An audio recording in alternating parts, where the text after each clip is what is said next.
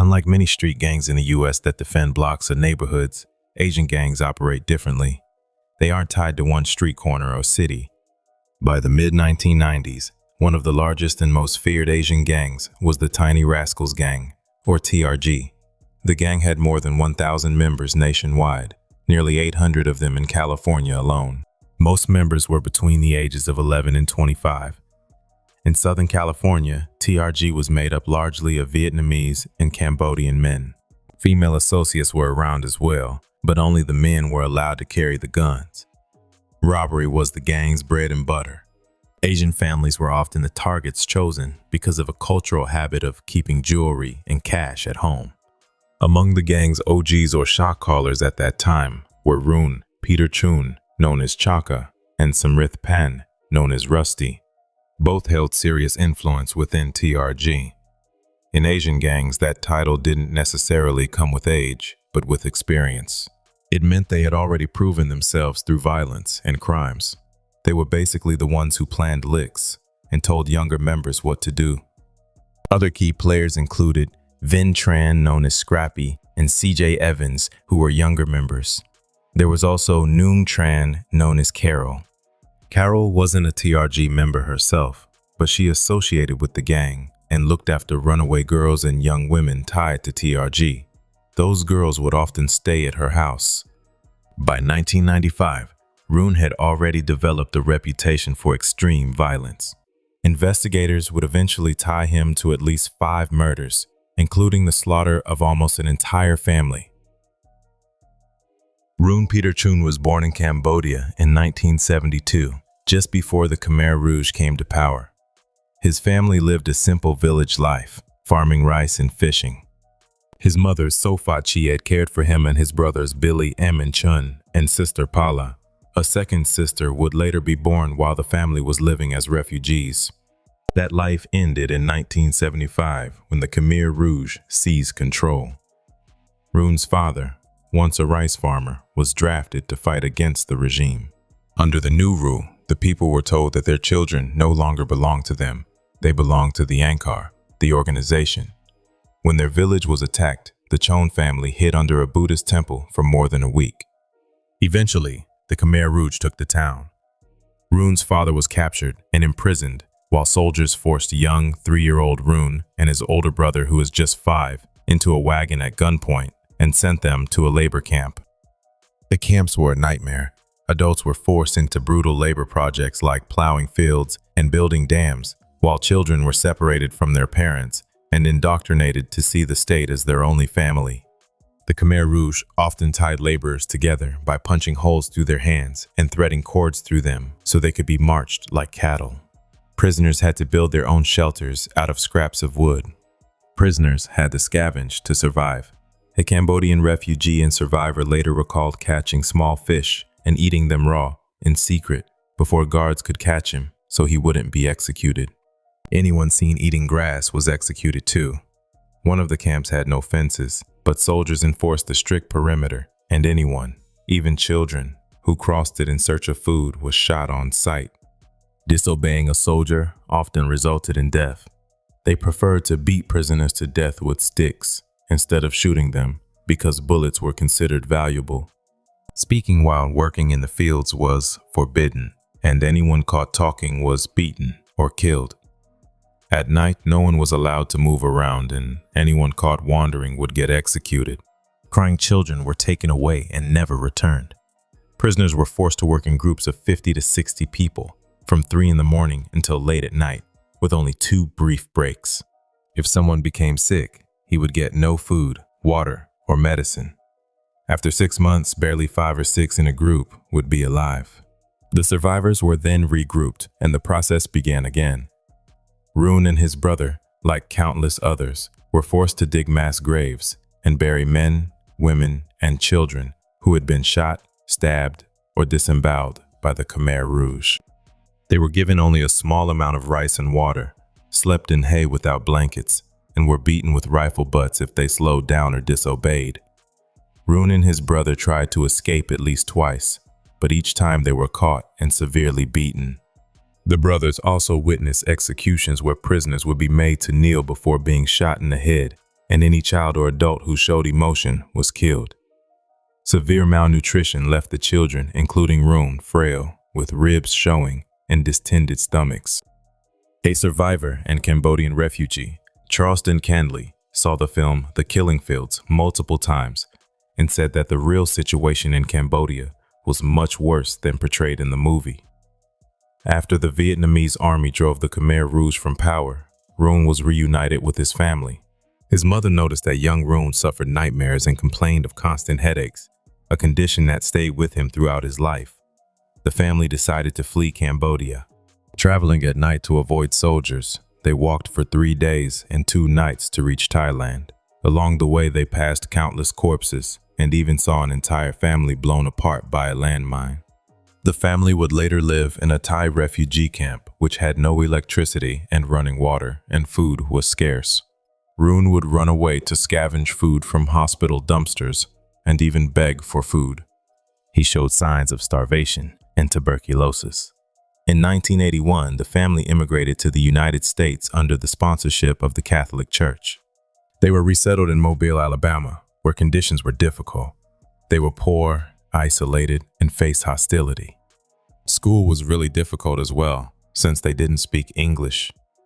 Their father worked part-time as a gardener for very low wages. Even with food stamps, there wasn't enough to eat. On their way to school, the children picked berries or took fruit from their neighbors' yards just to fill their stomachs. Their mother, overwhelmed by the family's struggles, turned to alcohol and drank heavily. Chhoun's health problems continued, and he started running away from home, sometimes sleeping in dumpsters. After several years in Alabama, the Chhouns moved to California, first to Stockton, where they had relatives, and later to Long Beach. By then, Chhoun was 14 or 15 years old. It was in Long Beach that Chhoun first encountered and eventually joined a gang. By late 1994 or early 1995, 22-year-old Chhoun seemed to be trying to put distance between himself and the gang life. He and his girlfriend, Champa Onkamdi, who was pregnant with his child at the time, had moved to Portland. The two were working together at a deli, hoping to build a quiet life away from the violence that surrounded them in Southern California. But the break from the streets didn't last long. On July 10, 1995, Chhoun was back in the company of TRG gang members. Runaway, 15-year-old Kunthia Precious Sar and Gyao Sandman Lai traveled with him from San Bernardino to Portland. The three stayed at Champa's home, and soon after, all four set out for Spokane in Gyao's car. In Spokane, Kunthia and Champa stayed at Gyao's apartment, along with 2 others known as Sai and Looney, while Chhoun and Gyao went out.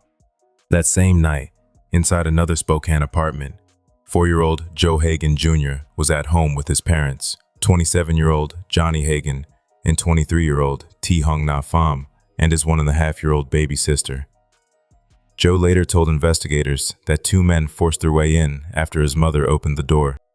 Armed with a knife and a gun, they tied up his parents, pushed them to the floor, and cut their faces and necks. The intruders took jewelry from Joe and his sister before, as he recalled, hurting his parents. Joe heard gunshots shortly after, but he covered his head with a pillow because he was afraid. When the shooting stopped, he tried to wake his father up, then held his baby sister until morning.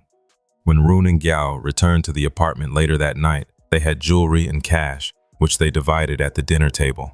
Kunthia testified that she overheard them mention a robbery. Officer James Peterson of the Spokane Police later stated that Champa told him she had overheard Chhoun and Gyao speaking in Cambodian while splitting the money, and that she understood enough to realize they were talking about a murder, a revelation she said made her feel nauseous. The next morning, Joe went next door to the neighbors for help. Police responded to the Hagen residence around 7:30 a.m. Inside, they found T. Hung with her hands bound with telephone cord and speaker wire wrapped tight around her neck. She had been shot in the head, face, and chest, the latter 2 from close range. Her jaw was fractured in 2 places, and she had multiple slash wounds on her face and neck. Investigators found her wedding and engagement rings shoved into her mouth. Johnny was bound in a similar way. He had 3 gunshot wounds, 1 to the ear, 1 to the base of the skull, and 1 to the back of the head. Two of those shots were fired from only an inch or two away. He also had bruising and a cut across his throat. A bloody knife was found on the kitchen counter. Detectives recovered 5 spent .45 caliber casings from the scene. A palm print belonging to Chhoun was lifted from a kitchen cupboard, and a left thumbprint from Chhoun matched a latent print on the inside of the apartment's front door.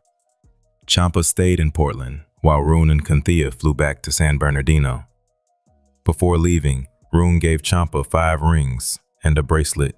Later, Johnny's mother identified one of those rings as belonging to her son and the bracelet as her grandson's. When Spokane police questioned Chhoun about the murders, he denied everything. Detectives confronted him, pointing out that his fingerprint had been found inside the victim's apartment. At first, he denied ever being there.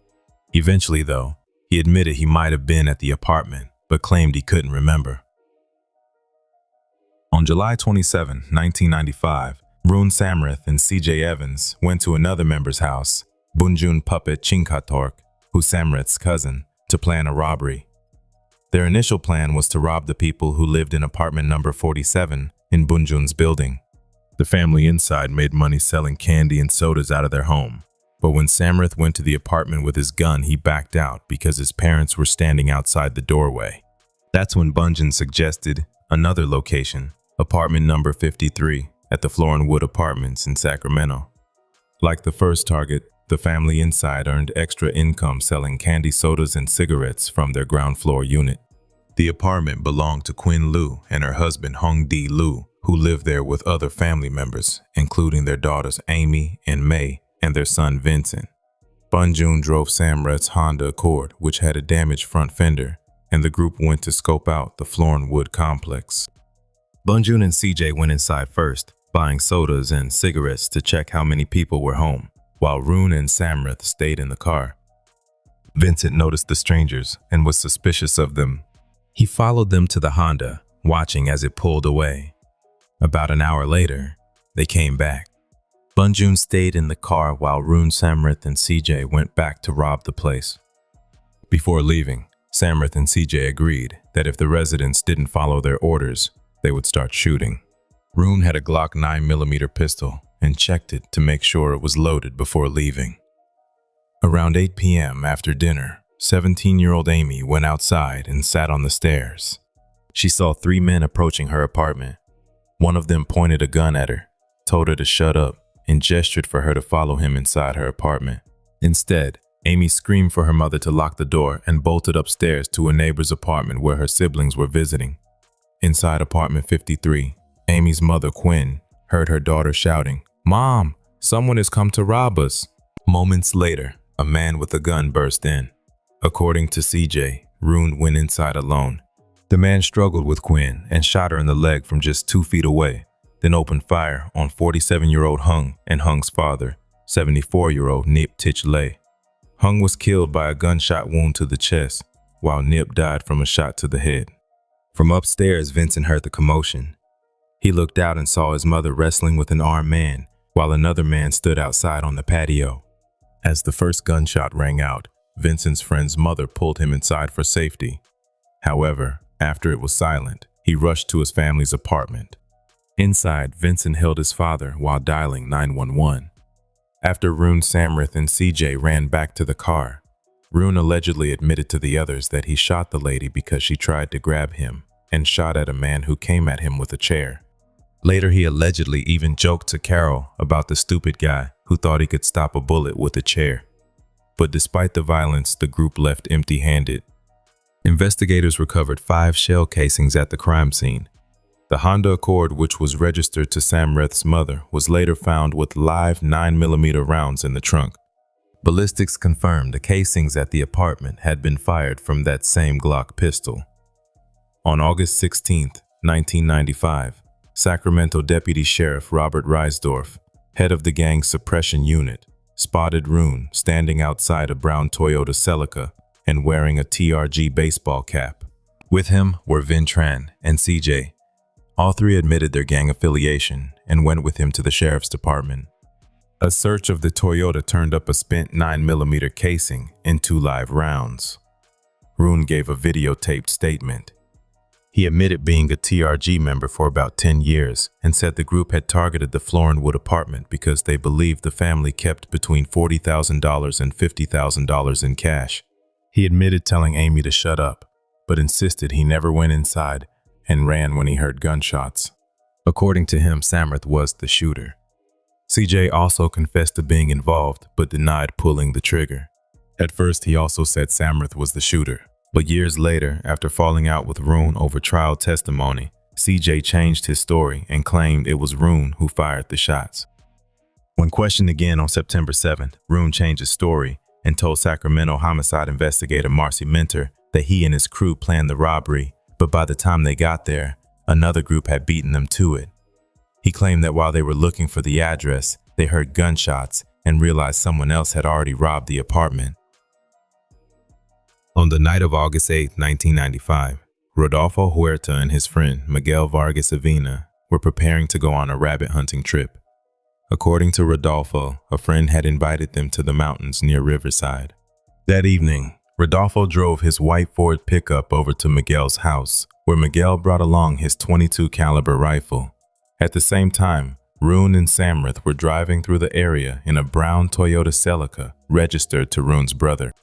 Rune was behind the wheel, and Samrath was riding shotgun. In the back seat were two teenage runaways, Kunthia and 14-year-old Deep Giggles Tran. As they passed through the neighborhood, Kunthia saw Miguel standing outside by a truck with a rifle in hand. She recalled either Rune or Samrath making a comment that they thought the man might be from 12th Street, a rival gang. But in reality, Rodolfo insisted that he was never in a gang, and Miguel's family stated that he had just immigrated from Mexico 2.5 years ago, only recently out of high school, earned a college scholarship, and was working multiple jobs, often sending money back to his family in Guanajuato. Rune circled back, making a U-turn. Rodolfo and Miguel climbed into the truck, and Miguel put his rifle behind the seat. The two men had only driven a short distance before the brown Toyota pulled up alongside them, and someone inside started shooting. Kunti and Dieppe ducked down, and Rodolfo got down on the floorboard of his truck to avoid being hit. When the shooting stopped, Rodolfo got out. Miguel didn't. Miguel was shot in the chest, and the bullet pierced his heart, causing massive internal bleeding. He didn't survive. Investigators recovered 10 9mm shell casings from the street, and ballistics testing tied those casings to the Glock pistol that had been used in the Florinwood home invasion and murders. 2 days before Miguel's murder, on the night of August 6th, CJ was hanging out at Carol's house when Rune suggested going out and finding someone from the rival Oriental Boys gang to shoot. Rune drove a car owned by his brother, with Samrath riding shotgun. CJ sat in the back with two other TRG members, Grumpy and Baby Sparky. Both Rune and Samrath were armed with Glock 9mm pistols. As mentioned, Rune and Samrath were OGs and shot callers, the ones who told younger guys like CJ what to do. Baby Sparky eventually spotted a red Toyota Celica and insisted it belonged to someone from the Oriental Boys. But the man driving, Bunlort Bunning, wasn't a gang member at all. His passenger, though, did admit that he was part of the Oriental Boys. The TRG members started tailing Bunlort's car. At one point, he pulled over and dropped his passenger off before driving away again. That made Rune and the others nervous. They thought Bunlort might be circling back toward the dropped-off passenger, setting them up for an ambush. Rune then handed CJ a gun and ordered him to shoot. He told both Samrath and CJ to fire at the car's tires. Instead, CJ aimed straight at the driver. Both CJ and Samrath emptied their clips, and CJ claimed that they were the only shooters that night. The Celica swerved and crashed against a curb. Rune pulled alongside and saw Bunlort slumped over in the driver's seat and ordered Samrath and CJ to make sure he was dead. When they said they were out of ammo, Rune handed Samrath another clip. Samrath reloaded and fired 3 more shots into Bunlort at close range. Bunlort was shot 5 times, and 3 of those wounds, which were into his chest and abdomen, were fatal. The trajectory of the bullets indicated that they were fired downward into his body while he was already slumped over in the driver's seat. Investigators later recovered 32 spent 9mm casings from the scene. Forensics showed that 18 came from one gun, the same weapon tied to the Rodolfo and Miguel shooting, and 14 came from another, which matched the gun used in the Florinwood apartment murders. Later, either Rune or Samrith bragged to Carol about the murder. They said the target was Bones, an Oriental Boys member who had once shot up Samrith's mother's home with 25 rounds. Obviously, the victim was not Bones, and the passenger that was with Bunlord that night would confirm that later. Rune even told Carol and others to drive by the crime scene afterward. When they came back and told him the street was crawling with police, Rune laughed, celebrated, and bragged that they drained a whole magazine into the victim. In 1995, Dip Tran was staying at Carol's house. She claimed that one evening, Rune put a knife to her neck and assaulted her. Carol remembered that night. Dieppe came out of a bedroom and told her that she had been assaulted. When Carol peeked into the room, Rune was inside. She did not report the until 6 years after it happened. In late July 1995, Rune approached Carol and asked if she knew a good place he could rob. Carol pointed him toward a Vietnamese family, which consisted of a husband, wife, young child, and grandmother in San Bernardino. Carol knew the family because her own family lived on the same block. She believed they had cash and jewelry in the house, and she told Rune they would be easy prey because, in her words, being Vietnamese, they were unlikely to go to the police. At first, Carol didn't want to be part of it because her own parents lived near the house, but Rune eventually convinced her. He also brought in CJ and Vin to help with the robbery. On the night of August 9, 1995, Carol, Rune, CJ, and Vin were on their way to 1657 Elm Street in San Bernardino to rob the house. They drove Rune's red Honda. Rune carried a 9mm Glock, but wanted another gun, so on the way they stopped at Samrith's house. He didn't want to be involved, but handed over another Glock, which Rune gave to Vin. The plan was for Carol to knock on the door, since she knew the residents.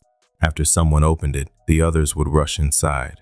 Vin hid behind a bush with Samrith's gun, while CJ and Rune waited nearby. When Henry Wynn, the father, answered, Vin burst into the home, followed by Rune and CJ. Carol immediately ran back to the red Honda outside.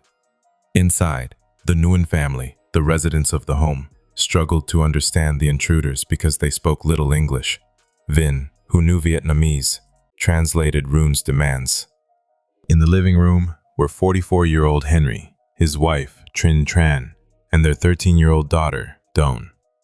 Vin then brought out 3 more children from another room, 11-year-old Daniel, 10-year-old David, and 3-year-old Dennis. All were forced to lie on the floor while CJ searched the house. One of the men pressed a gun to Henry's head and demanded money while another pulled necklaces from Dennis and his mother. When Henry insisted they had no money, Rune threatened Dennis with a large knife. Henry then handed over about $2,000. Then Daniel mentioned that he had some money in his bedroom. CJ followed him down the hall, but soon after a gunshot rang out. He came back to see Henry, lying face down and Rune standing nearby with a gun in his hand. Rune then allegedly ordered CJ outside. He joined Carol in the car, and both of them soon heard more shots. Afterward, the group decided to go back to Carol's house. During the ride, Rune reportedly said that it must have been the wrong house because there was no grandmother and the family had less money than he expected. He admitted that 5 people had been killed. When they arrived at Carol's house, Samrith was waiting. He was furious when he heard what happened, calling the group stupid. Rune gave him back his gun, passed out money and jewelry to the others except for Samrith, and told them to act like nothing's happened. Later, Rune bragged to other gang members that he fired shots inside the Elm Street home, though he also claimed Vin went crazy and shot a kid. The next morning, Henry's sister tried calling the house. After the phone rang for some time, Dennis finally answered. He simply said, "Mommy's dead." Carol's mother went to the home and found Dennis crying inside, sitting next to his mother's body. Henry, Trin, and David were found in the living room. Henry was shot in both the head and neck. The gunshot to his head was consistent with the weapon's muzzle being pressed directly against his skin. He was also shot in the chest at close range while lying on the floor. Henry also had 4 shallow knife wounds to the back of his neck. Trinh Tran was shot once in the thigh, and twice in the head at very close range. The force of the headshot knocked out 2 of her teeth. Someone had also smeared toothpaste across her face, and a tube of toothpaste was found lying near her body. Later, while in jail, Chhoun told another inmate that Vin squirted toothpaste into Trin's face during the robbery, claiming it was poison and threatening the family with it to force them to reveal where their money was hidden. Only Dennis survived, though he had been shot in the hand. He was found by police holding his brother's head, crying and screaming. David died from 2 shots to the chest and 1 to the back of the head. Dawn was shot in the leg, chest, and head. Another bullet pierced the hand that she had held up to protect her face. Daniel was struck by a fatal bullet to the chest and also suffered a non-fatal gunshot wound to his leg. Investigators recovered 16 spent 9mm shell casings inside the home.